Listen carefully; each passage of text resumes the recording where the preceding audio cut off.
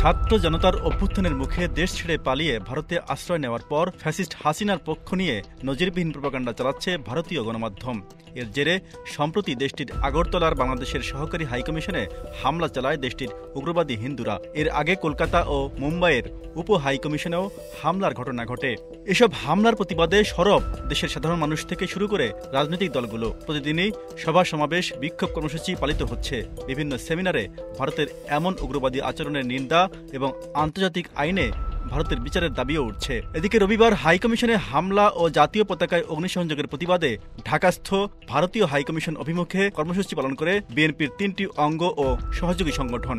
বেলা 11:30টার দিকে রাজধানীর নয়াপল্টন বিএনপির কেন্দ্রীয় কার্যালয় থেকে জাতীয়তাবাদী যুবদল, স্বেচ্ছাসেবক দল ও ছাত্র দলের নেতাকর্মীরা ভারতীয় হাইকমিশনের দিকে রওনা হয়।